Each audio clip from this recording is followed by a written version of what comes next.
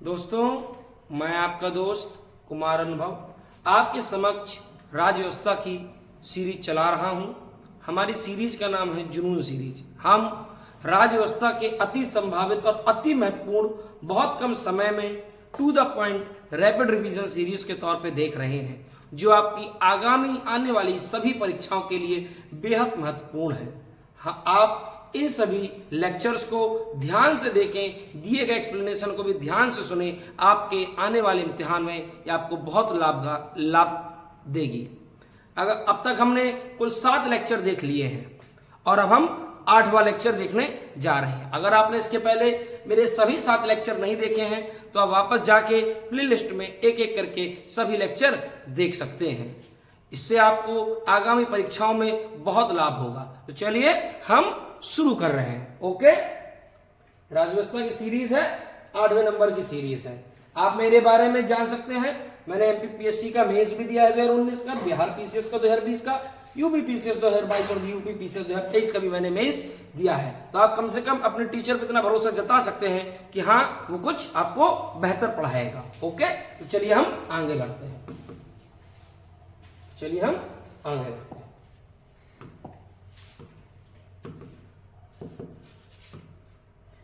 हमारा सवाल नंबर 1, आज का सवाल नंबर 1, जबकि हमने अब तक 240 सवाल देख चुके हैं, 241वां सवाल नंबर 1 आज का, और ओवरऑल में सवाल नंबर 241। क्या कहता है हमसे?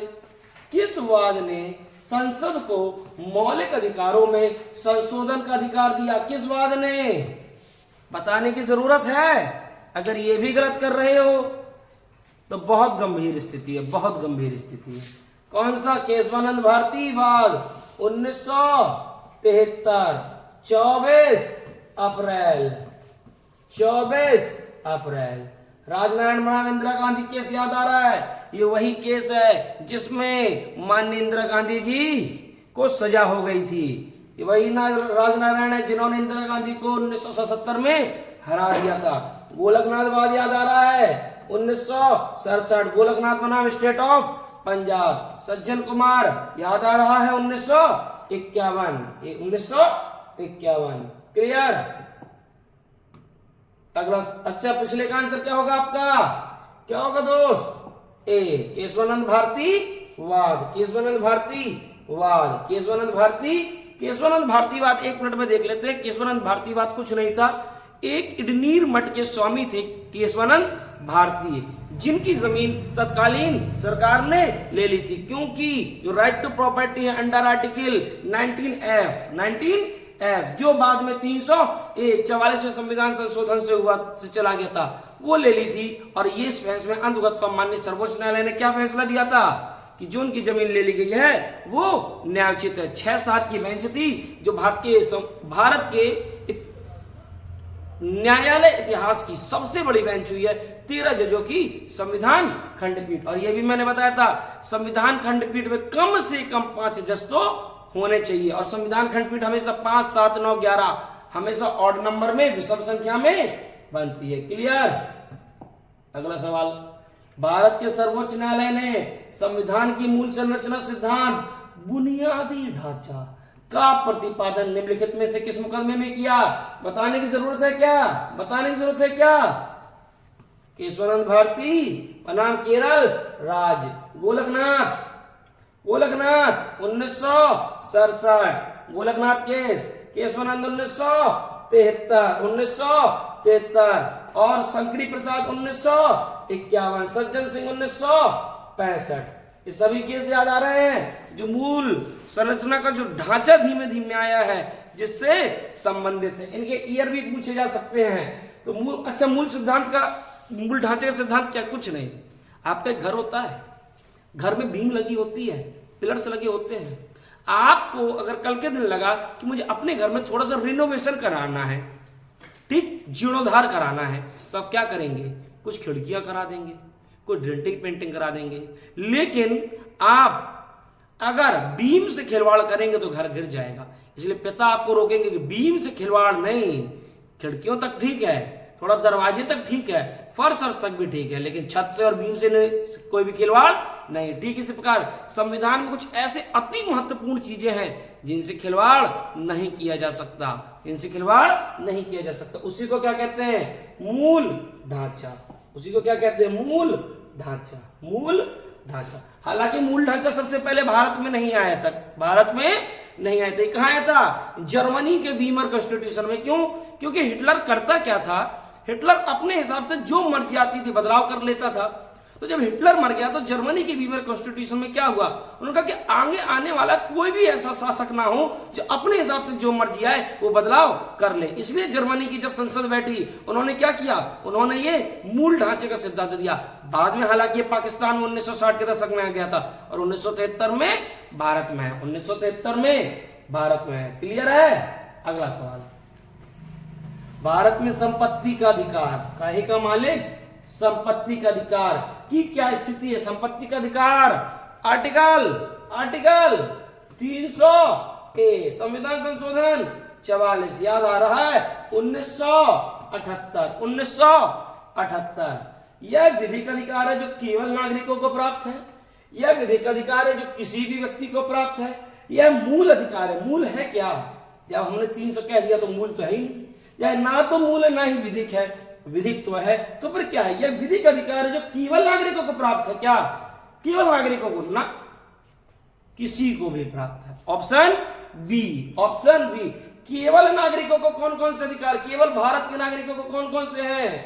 15, 16, 19, 29, 30, 326 ... का मतलब वो सभी अधिकार जिसमें जैसे भारत का राष्ट्रपति बनना, भारत में चुनाव लड़ना, भारत में सर्वोच्च पदों तक पहुंचना, वो केवल भारतीय नागरिकों को, भारतीय नागरिकों को। इसका ऑप्शन बी, इसका ऑप्शन बी। क्लियर? अगला सवाल, अगला सवाल, अगला सवाल। निम्नलिखित में से किसके द्वारा संपत्ति के मूल अधिकार का लोप किया गया? अभी तो बताया, जरूरत है दोबारा बताने की? अगर है तो ठीक से सुनो। सवाल नंबर पहला मैंने वहां पे लिखा था संविधान संशोधन 44, संविधान संशोधन 44, संविधान संशोधन 44 सी। कौन सा? सी, संविधान संशोधन 44। और किसकी सरकार थी? जनता दल की। किसकी? जनता दल की। किसकी? 1978 में थी। याद आ रहा? याद आ रहा? क्लियर? जब कांग्रेस की सरकार में नहीं हुआ था, जनता दल की सरकार में। क्लियर? अगला सवाल, निम्नलिखित में से कौन सा भारत के संविधान द्वारा प्रदत्त कितने मूल अधिकार है? 6 मूल अधिकारों में से नहीं है। गुड, नहीं है तो देखते हैं। समानता का अधिकार, विरोध का अधिकार, शोषण के विरुद्ध अधिकार, धर्म की स्वतंत्रता का अधिकार। समानता याद आ रहा है 14 से 18। विरोध का अधिकार है क्या कहीं? ना, यही नहीं है।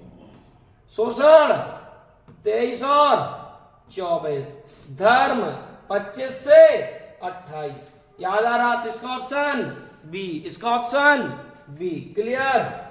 बाकी की चीजें भी ध्यान से सुनते चले। अगर किसी सवाल में ऑप्शन बी है तो इसका मतलब ये नहीं कि केवल बी ही इंपॉर्टेंट, आपने केवल बी देख लिया, बाकी का एक्सप्लेनेशन भी इंपॉर्टेंट है, क्योंकि उससे भी सवाल आ जाएगा। और आ जाएगा और आपको नहीं बनेगा तो अंत में साल ही आगे बढ़ेगा और कुछ नहीं होगा। निम्नलिखित में से कौन सा मूल अधिकार भारतीय संविधान में नागरिकों को नहीं दिया गया? नागरिकों को नहीं दिया गया। कौन सा नहीं दिया गया? देश के किसी भी भाग में बसने का अधिकार ये है क्या? है? हाँ है। किसमें है? यही है। गुड। लिंग समानता का अधिकार है, सूचना का अधिकार है, शोषण के विरुद्ध अधिकार है। लिंग समानता कहां मिल जाएगी? 15 और 16 में। क्यों? कास्ट, रीजन, रिलीजन के बेसिस और जेंडर के बेसिस पे, जेंडर, लिंग पे क्या नहीं हो सकता है? भेदभाव नहीं हो सकता। सूचना का अधिकार गुरु ये कहीं नहीं लिखा। सूचना का अधिकार कहीं लिखा नहीं, बल्कि ये आरटीआई अधिनियम 2005 के जरिए आया है। राइट टू इंफॉर्मेशन, सूचना का अधिकार, ये कैसा है? वैधानिक है, ना कि संवैधानिक है। क्लियर? शोषण के विरुद्ध अधिकार अभी अभी देखा। इसका ऑप्शन, इसका ऑप्शन सी, इसका ऑप्शन बेटा सी। ध्यान से सुनते चलिए। ध्यान से सुनते चलिए, हर एक प्रश्न बहुत महत्वपूर्ण है। निम्नलिखित में से कौन सा मूल अधिकार विदेशी नागरिकों को प्राप्त नहीं है? अभी अभी हमने देखा था देशी नागरिकों को जो भारत में कौन सा है, 15, 16, 19, 29, 30, 326 और जितने भी संवैधानिक पोस्ट हैं ये सब केवल और केवल भारतीयों को, केवल भारतीयों को, किसको, भारतीयों को, किसको, भारतीयों को, केवल भारतीयों को। तो देखते हैं, विधि के समक्ष समानता, अभिव्यक्ति की स्वतंत्रता का अधिकार, प्राण एवं दैहिक स्वतंत्रता का अधिकार, शोषण के विरुद्ध अधिकार। गौर करो, कौन सा अधिकार विदेशी नागरिकों को प्राप्त नहीं? ये कौन सा? 14 से बैठ रहा है, अभिव्यक्ति की 19 बैठ रहा है, प्राण 21 बैठ रहा है और शोषण 23 और 24 बैठ रहा है। तो कौन सा बैठ गया? केवल भारतीय को 19 ही तो है उसमें से, तो उनको नहीं है। Option B, option B, option B. Clear? अगला सवाल, उन मौलिक अधिकारों का चयन करें जो भारतीय नागरिकों को प्राप्त परंतु गैर नागरिकों को नहीं। अभी तो बताया भाषण एवं अभिव्यक्ति काहे में है, याद आ रहा? कानून के समक्ष समानता, याद आ रहा? अल्पसंख्यक, याद आ रहा? जीवन और स्वतंत्रता, याद आ रहा? तो कौन सा बचा? मतलब गैर नागरिकों को नहीं मतलब आपका एक तो एक और दूसरा 3, 1 और 3 है कहीं? हाँ, 1 और 3 है। 15, 16,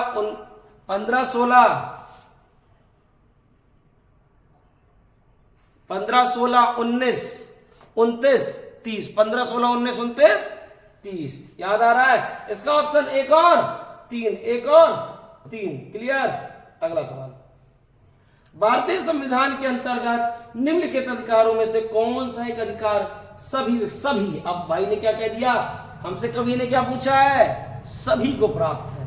विधि के समान संरक्षण, भेदभाव के विरुद्ध अधिकार, अभिव्यक्ति की स्वतंत्रता का अधिकार और सांस्कृतिक एवं शैक्षणिक अधिकार। किसमें? 30 और 29। भेदभाव के विरुद्ध अधिकार कहां है गुरु? 15, 16, ये 19, 29, 30। तो ऑप्शन क्या बेटा? ए, ऑप्शन ए, विधि के समान संरक्षण का अधिकार। क्लियर? अगला सवाल, निम्नलिखित अधिकारों में से कौन से अधिकार भारत में सभी व्यक्तियों को उपलब्ध नहीं, मतलब सबको नहीं हो, केवल भारतीयों को? विधि के साथ समानता 14, भेदभाव के विरुद्ध 15 और 16, देश भर में भ्रमण 19 1 डी, चुनाव लड़ने का अधिकार,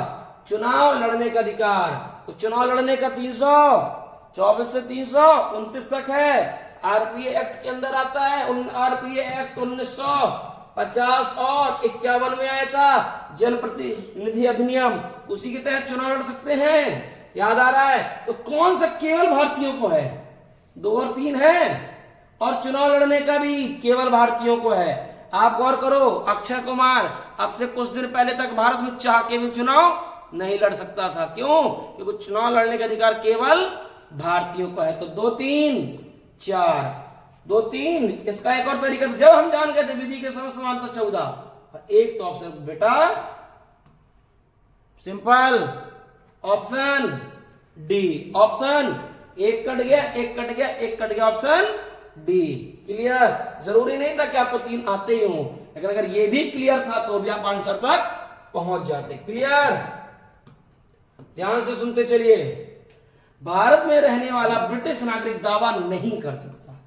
कौन सा नागरिक? यहाँ ब्रिटिश की जगह जापान हो सकता है, रसिया हो सकता है, अमेरिका हो सकता है, जर्मनी हो सकता है, कुछ भी हो सकता है। कुल मिला के कवि हमसे विदेशी नागरिक की बात कर रहा है। व्यापार और व्यवसाय की स्वतंत्रता का अधिकार कह सकता है क्या? व्यापार और व्यवसाय, ये तो 19 1 ABCDEF जी, ABCDEF जी विधि के समानता 14, जीवन और व्यक्तिगत 21, धर्म की स्वतंत्रता का अधिकार 25 से 28। क्लियर? तो कौन सा बैठा? ए। कौन सा? ए। 15, 16, 19, 29, 30 और साइड 326। याद आ रहा है? याद आ रहा है गुरु? हमने क्लास में लिखाया है सब। बंधुआ मजदूर उन्मूलन अधिनियम संसद से पारित किया गया। कब किया गया? 1976। 1976। हम जानते हैं 25 अक्टूबर 1975 को पहले अध्यादेश आया था। क्या आया था? अध्यादेश मतलब ऑर्डिनेंस। क्या आया था? Ordinance under article 123। क्या आया था? अध्यादेश, जो बाद में कानून के रूप में आया 1976 में। अगर कभी ऑप्शन में 1976 ना मिली तब 1975 में चले जाना, क्योंकि 1975 में ऑर्डिनेंस के जरिए, अध्यादेश के जरिए ये आ गया था, जिसे बाद में कानूनी रूप बिल के रूप में दिया गया 1976 में। क्लियर? क्लियर? क्लास नोट्स में लिखाया है, ठीक से पढ़ो तो दिख जाएगा। क्लियर? या तो ठीक से क्लास नोट्स पढ़ लो तो आपका एग्जाम में सवाल दिख जाएगा, और काम चोरी कर लो तो जीवन में तारे दिख जाएंगे, वो भी दिन में। क्लियर? पूर्ति कीजिए। बिना कर्तव्य के उसी प्रकार है जैसे मनुष्य बिना परछाई के हैं। तो डैश में भरो, जो मैं हर बार डैश भराता हूं। क्या है? विश्वास, अधिकार, नैतिकता, कार। क्या है? भर के ही देख लो। विश्वास बिना कर्तव्य के उसी प्रकार है। विश्वास, अधिकार बिना कर्तव्य के। कौन से? अधिकार। क्या है? अधिकार बिना कर्तव्य के उसी प्रकार है जैसे मनुष्य बिना परछाई के। बिना परछाई के। क्लियर? बिना परछाई के। Option B. Option B. Clear? अगला सवाल, सेवा का अधिकार की अवधारणा कहां से प्रारंभ हुई? कहां से सेवा का अधिकार? सेवा का अधिकार right to service. Right to service कहां से हुई? कहां से? संयुक्त राज्य अमेरिका, स्विट्जरलैंड, ग्रेट ब्रिटेन या चीन? कहां से गुरु? Great Britain. कहां से? और अगर पूछ ले इंडिया में, कहां? इंडिया में तो मध्य प्रदेश से। और पूछ ले कब? तो 2010। इंडिया में कहां से हुई? मध्य प्रदेश। और पूछ ले कब? तो 2010। क्लियर? वो ये भी पूछ सकता कि भारत में सेवा का अधिकार सबसे पहले किस राज्य में आया? मध्य प्रदेश में। विश्व में कहां आया? यूके में। कहां? यूके में। ठीक, यूके उत्तराखंड नहीं है, ग्रेट ब्रिटेन है। United kingdom. United kingdom. United kingdom. Clear? अगला, राज्य के नीति निर्देशक सिद्धांतों को भारतीय संविधान में शामिल किए जाने का उद्देश्य है। क्या उद्देश्य है? राज्य के नीति निर्देशक सिद्धांत 36 से 51। 36 से 51। राजनीतिक प्रजातंत्र को स्थापित करना, सामाजिक प्रजातंत्र को स्थापित करना, गांधीवादी प्रजातंत्र को स्थापित करना, सामाजिक और आर्थिक प्रजातंत्र। देखते ही समझ गए होंगे डी। देखते ही समझ गए होंगे डी। क्लास में सबसे पहली लाइन लिखाई थी मैंने जब डीपीएसपी लिखाए थे, राज्य के नीति एवं निर्देशक तत्व लिखाए थे। राज्य के नीति एवं निर्देशक तत्व लिखाए, तब मैंने सबसे पहली लाइन लिखाई थी डीपीएसपी में। सबसे पहली लाइन लिखाई थी, सबसे पहली लाइन लिखाई थी। याद आया? नहीं आया तो रिवीजन करो। राज्य के नीति निर्देशक सिद्धांत किस प्रकार मौलिक अधिकारों से भिन्न है? क्या है? मतलब नीति निर्देशक बनाम मौलिक अधिकार। पूर्वोक्त केंद्रीय सरकार के लिए और उत्तरोत्तर राज्य के लिए। पहले वाले केंद्र के लिए और बाद वाले राज्य के लिए। पहले वाले संविधान का अंश नहीं है, जबकि दूसरे वाले हैं। निर्देशक सिद्धांत प्रवर्तनीय नहीं है, जबकि मौलिक अधिकार प्रवर्तनीय है। हाँ, यही बात है। प्रवर्तनीय नहीं है, ये कहां लिखा? 37 में। और प्रवर्तनीय है ये किसके जरिए? लिखा नहीं है किसके जरिए है? 32 और 226 के जरिए है। 32 और 226 के जरिए, जबकि ये नहीं है, प्रवर्तनीय है। कुछ नहीं, एनफोर्समेंट। मतलब अगर सरकार मौलिक अधिकारों पे कोई काम नहीं करेगी और आपको मौलिक अधिकार नहीं देगी तो आप कोर्ट जा सकते हैं, हाँ जा सकते हैं। लेकिन राज्य की नीति और निर्देशक तत्व पे अगर सरकार चुप रहे, कोई काम ना करे, तो क्या आप उसके खिलाफ कोर्ट जा सकते हैं कि सरकार फलाना राज्य का नीति निर्देशक को जमीन पे नहीं उतार रही है? नहीं जा सकते। क्लियर? नहीं जा सकते। कौन सा आंसर हुआ? सी। कौन सा हुआ? सी। कौन सा? सी। क्लियर? ओके। अभी तो बोला है निर्देशक तत्व वाद योग्य हैं, अवाद योग्य हैं, कठोर है, लचीले हैं, अवाद। क्या है? अवाद। क्या है? अवाद। क्लियर? क्लियर? कल्याणकारी राज्य की संकल्पना का समावेश भारत के संविधान में। कल्याणकारी राज्य, कैसा राज्य गुरु? कैसा राज्य गुरु? कल्याणकारी राज्य। उस दिन हमने कल्याणकारी राज्य की परसों सवाल किया था, क्या था उसमें? कल्याणकारी राज्य क्या था उसमें? गरीब वर्गों का कल्याण के लिए। ऑप्शन नंबर बी था, गरीब वर्गों के कल्याण के लिए। क्लियर? कहां है राज्य की नीति निर्देशक तत्व? चौथी अनुसूची मौलिक अधिकार प्रस्तावना कहां है? कहां है राज्य की नीति एवं निर्देशक तत्व? राज्य की नीति एवं निर्देशक तत्व। क्लियर? चौथी अनुसूची याद आ रही है? राज्यसभा। मौलिक अधिकार अभी तो पढ़ाए हैं। क्लियर? इसका आंसर ए। इसका आंसर ए। इसका आंसर ए। संविधान का कौन सा भाग कल्याणकारी राज्य का आदर्श घोषित करता है? कौन सा करता है? राज्य के नीति निर्देशक तत्व। भाग 4। भाग 4 राज्य की नीति निर्देशक तत्व। मौलिक अधिकार किस भाग में है? किस भाग में मौलिक अधिकार? बोलो। 3। मौलिक कर्तव्य 4 ए और प्रस्तावना अलग। प्रस्तावना अलग। क्लियर? तो इसका आंसर कौन सा हो जाएगा गुरु? राज्य की नीति एवं निर्देशक तत्व। क्लियर? अगला सवाल ध्यान से सुनते चलिए। एक एक एक्सप्लेनेशन बहुत महत्वपूर्ण है, एक एक सवाल महत्वपूर्ण है।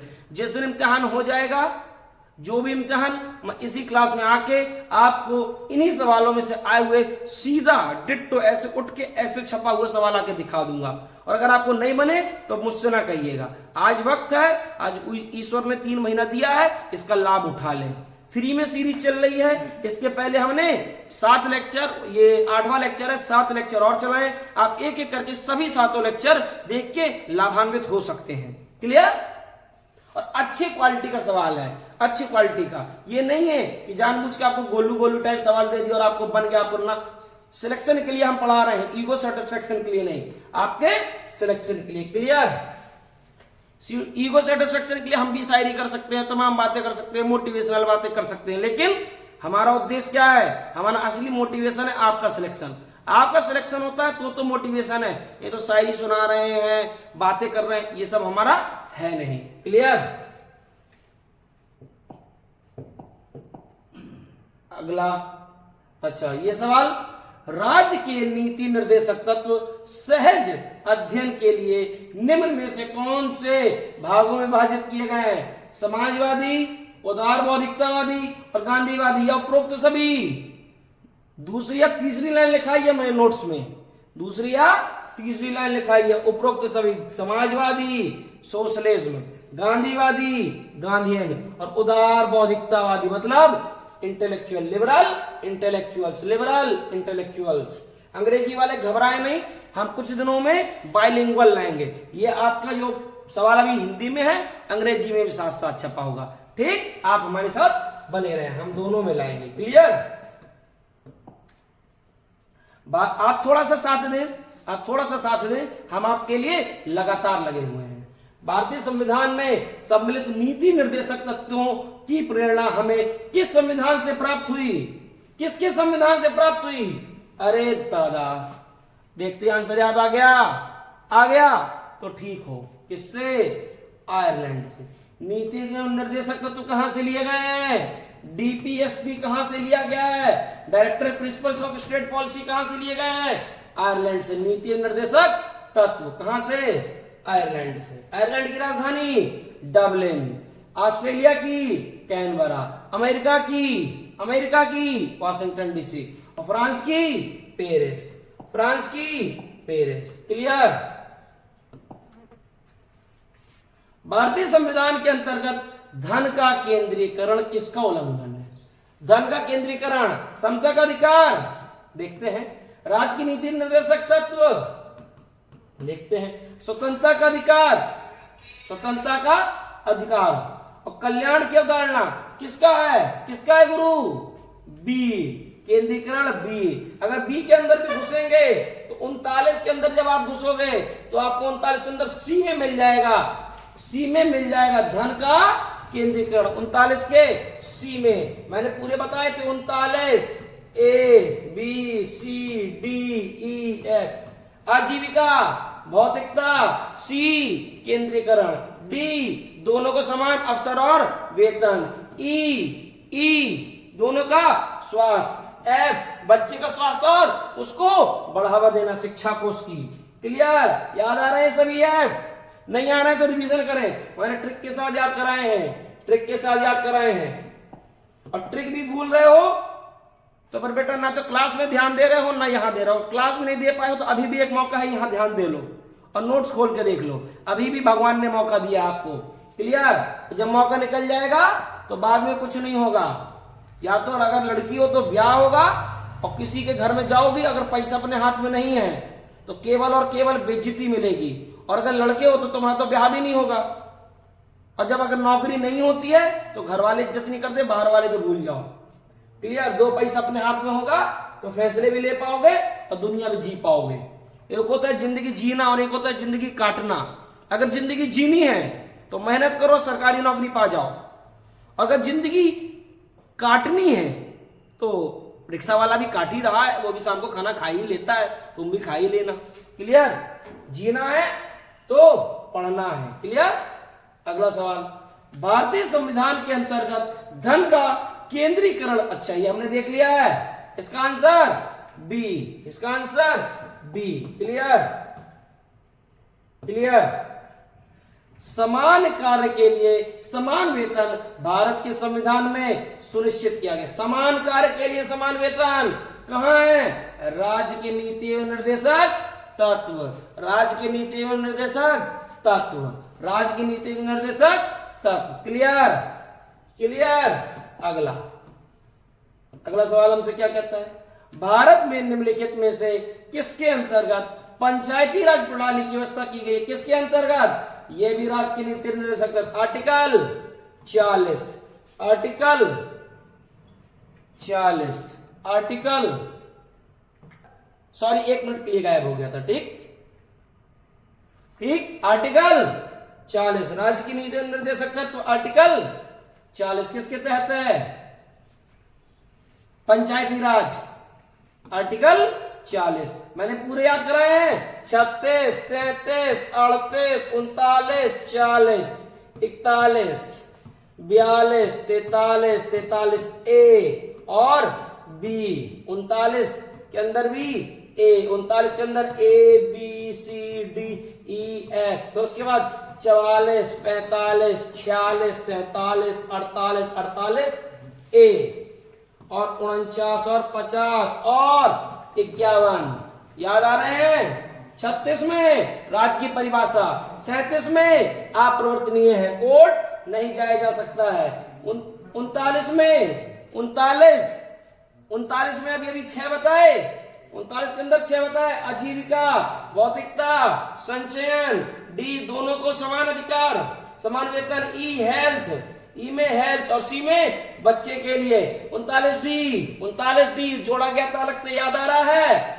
याद आ रहा है? न्याय, न्याय वाला याद आ रहा है? Free legal aid, free legal aid. 40 में पंचायत, 41 में काम, 42 में ऐसी जगह काम जहां पे वर्किंग कंडीशन हो, ह्यूमन कंडीशन हो और मातृत्व लाभ। 43 में कॉटेज, 43 ए में, 7 में मैनेजमेंट, 43 बी में कोऑपरेटिव सोसाइटी, सहकारी समिति। 44 में, 44 बहुत महत्वपूर्ण है, यूनिफॉर्म सिविल कोड, समान नागरिक संहिता। 45 में 0 से 6 साल के बच्चे की पढ़ाई। 46 में SC ST के कल्याण के लिए। 47 में याद आ रहा है पोषण। 48 याद आ रहा है आपको? 48 में क्या है? और 48 में आपका एग्रीकल्चर और 48A में आपका पर्यावरण। 49 में याद आ रहा है आपको, 49 में धरोहर, 50 में पृथक्करण, 51 अंतरराष्ट्रीय संबंध। सभी याद आ रहे हैं और नहीं तो रिवाइज कीजिए, आएंगे, मैंने याद कराए थे। क्लियर? ग्राम पंचायत 40 है कहीं? हाँ है। समान नागरिक संहिता, आचार संहिता 44 है कहीं? हाँ है। कृषि एवं पशुपालन, कृषि 48 है? हाँ है। न्यायपालिका व पृथक्करण 50 है, 5 से पृथक्करण 5 से 50 बताया था? हाँ है। अंतरराष्ट्रीय शांति व विकास 51। हालांकि अंतरराष्ट्रीय शांति और विकास का एक और बताया था मैंने, 253 याद कराया था? याद कराया था। तो ए का 5 केवल एक जगह था और आपका आंसर आ चुका था बी। आपका आंसर बी, 265 का बी। क्लियर? सूची 1 तथा सूची 2 को सुमेलित कीजिए तथा सूचियों के नीचे दिए गए कूट से सही उत्तर का चयन कीजिए। 40 ग्राम पंचायत, 41 काम करने का अधिकार, 44 समान नागरिक संहिता, 48 कृषि एवं पशु पालन का गठन। क्लियर? ऑप्शन ए 1 2 3 4 ही बैठ जाएगा इसका, 1 2 3 4, 1 2 3 4, 1 2 3। निम्नलिखित में से कौन सा एक सही सुमेलित नहीं है? 39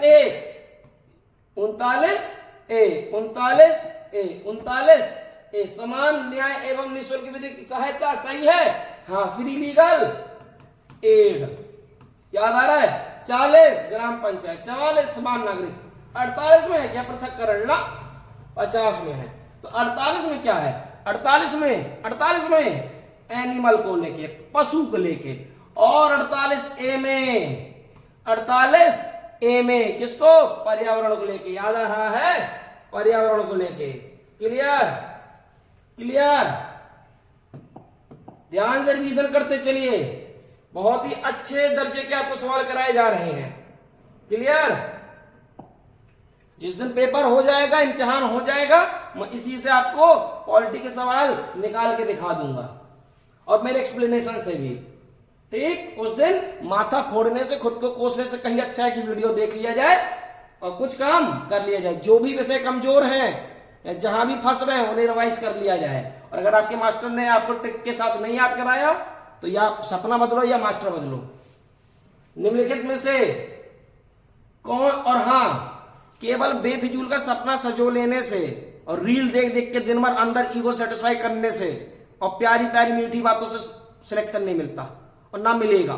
केवल और केवल उससे फेलियर मिलेगा और एक दिन आप फेलियर का अंबार लगा लेंगे। क्लियर? आप जबरदस्ती के कट ऑफ हमेशा आपको कम बताई जाएगी। क्यों बताई जाएगी? क्योंकि मुन्ना राजा नाराज हो जाएगा, हमारा ऐप छोड़ के चला जाएगा। हमें कोई डर नहीं है इस बात का, चवन्नी बार डर नहीं है। हमें डर इस बात का है कि सिलेक्शन ना हो।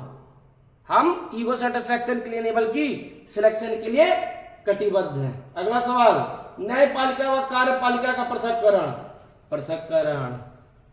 क्लियर? पासे पृथक्करण, पासे 50।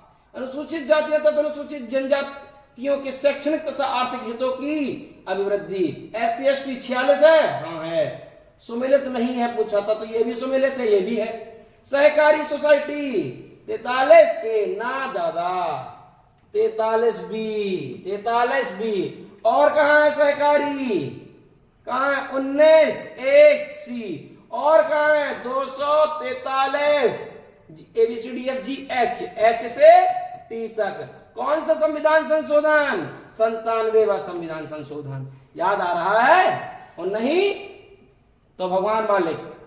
याद आना चाहिए, मैंने सब कुछ तरीके से बताया, विधिवत बताया है। हमने 60 से 70 क्लास के आसपास राज व्यवस्था की है। सब कुछ लिखाया है, पर्याप्त लिखाया है, अच्छा खासा लिखाया है। क्लियर? अगला सवाल। अच्छा, अगला क्या बचा? तो यही गलत हो गया आपका, यही गलत होगा। पंचायतों का गठन तो अभी हमने 40 में पढ़ा है। ऑप्शन सी गलत है। ऑप्शन सी गलत है। अगला, 42वें संविधान संशोधन द्वारा किस अनुच्छेद के माध्यम से श्रमों के प्रबंधन में भागीदारी? ए फॉर एडमिनिस्ट्रेशन में क्या? भागीदारी। 43 में क्या था? कुटीर उद्योग। क्या 43A में क्या था? भागीदारी। क्या था? भागीदारी। और 43B में क्या था? सहकारी समितियां। क्या था? सहकारी। याद आ रही हैं? नहीं आ रही है तो रिवीजन करें, नहीं आ रही है तो रिवीजन करें। एक और बात समझिए, इस बात को बहुत जरूरी है कि जब आप कोई भी विषय पढ़ रहे हो तो हमेशा हर पेपर में या कोई भी इम्तिहान दे रहे हो तो हर पेपर में 100 सवालों का पेपर है तो 50 सिंपल आएंगे, 15 मीडियम आएंगे, 15 मीडियम से टू टफ आएंगे और जो अंतिम 20 आएंगे वो आएंगे नजरिए वाले। आपके पास वो नजरिया होना चाहिए कि आप वो इमेजिन कर पाए, और जो इमेजिन कर ले जाता है, जिसके पास वो नजरिया होता है, वो वहां तक पहुंच जाता है। तो आप अगर कठिन से भागेंगे, गोलू गोलू से सवाल, तो ईगो सेटिस्फेक्शन होगा, सिलेक्शन नहीं होता है। सिलेक्शन कठिन सवालों से होगा, अच्छे सवालों से होगा। वो हमेशा पेपर में गोलू गोलू से सवाल आते 50, जो आप हमेशा कर लेंगे, बिना तैयारी के कर लेंगे, तमाम लोग कर लेते हैं, ठीक। लेकिन अगर सिलेक्शन लेना है तो 20 की तरफ जाना पड़ेगा, जो कठिन वाले सवाल होते हैं। क्लियर? अगर आप इस चक्कर में घूमेंगे कि हमने तो ये कर लिया, बताओ हमने तो बिल्कुल नहीं पढ़ा था, हमने तो बिल्कुल नहीं पढ़ा था, हमने तो बिल्कुल नहीं पढ़ा था, फिर भी हमारे इतने सवाल सही हो गए, तो आप इसको 100 बार करते रहे, आप बिल्कुल ना पढ़े फिर भी उतने सही हो जाएंगे। क्यों? क्योंकि जैसे कांस्टेबल का आपके पेपर है, आसान होता है 180 पहुंचना, बहुत आसान, क्योंकि उतने तो आते आते हैं। उसके बाद जो भी लोग 240 तक पहुंच रहे हैं उनसे पूछिए पसीने छूट गए हैं 240 पहुंचने में, और 180 190 तो सब पहुंच जा रहे हैं, पूरी दुनिया पहुंच जा रही है। पेपर ही ऐसा आता है, ठीक। उसके बाद असली कंपटीशन और कठिन बात। और आज का अंतिम सवाल दोस्त, आज का अंतिम, मेहनत करते रहे, रिवाइज करते रहे, बिना रिवाइज सब सुन, ये बहुत बढ़िया टेस्ट चल रहा है। अगर आपको याद नहीं आ रहा है तो आप नोट्स खोलिए, जो हमने पढ़ाए हैं आप खोलिए नोट्स। अगर आपके मास्टर ने नहीं पढ़ाए तो हमारे क्लासरूम में आइए, हम आपको पढ़ाएंगे। अब विधिवत पढ़ाए हैं हमने, क्लियर? और खोलिए और ठीक से रिवाइज करिए। मैंने पूरी क्लास में 4 एक्स्ट्रा क्लास लेके पूरे 1 से लेके 395 तक आर्टिकल्स याद कराए थे, पूरे राज्य के भी कराए थे, 89 का नियम बता के सारी बॉडीज याद कराई हैं, ठीक। 89 का नियम भी बताया था। अंतिम, राज्य की नीति निर्देशक सिद्धांतों के निम्नलिखित अनुच्छेदों से कौन सा अंतरराष्ट्रीय शांति और सुरक्षा, अंतरराष्ट्रीय शांति और सुरक्षा याद आ रहा है? 51 और 253 बताया था। क्या लिखा है इसमें? 51। क्या लिखा है इसमें गुरु? 51। क्या लिखा है इसमें? Option A, option A, option A, option A. और ये आपकी आंसर शीट, ये आपकी आंसर शीट। क्लियर? तो मैंने आपको सबसे महत्वपूर्ण, सबसे अच्छी क्वालिटी के अति महत्वपूर्ण 30 सवाल कराए। आप इन्हें लगातार देखें। अब तक अगर आपने हमारे बाकी के लेक्चर्स नहीं देखे हैं तो इसके पहले 7 लेक्चर और आ चुके हैं, और आने वाले भविष्य में हम इसी तरह पूरी की पूरी राज्य व्यवस्था, बाद में भूगोल, इतिहास, साइंस और आपका पर्यावरण भी, और साथ में हम इकोनॉमी भी ऐसे सवालों के माध्यम से कराएंगे। हम क्लास में भी तमाम कोर्स ऑफर करते हैं। आप हमारे यहाँ मऊरानीपुर गिरिराज क्लासेस आ सकते हैं, ज्वाइन कर सकते हैं, और अभी भी 3 महीना है आपके पास। आप विधिवत पढ़ाई करके अपना कांस्टेबल में और आने वाली तमाम परीक्षाओं में अपना चयन सुनिश्चित कर सकते हैं। धन्यवाद।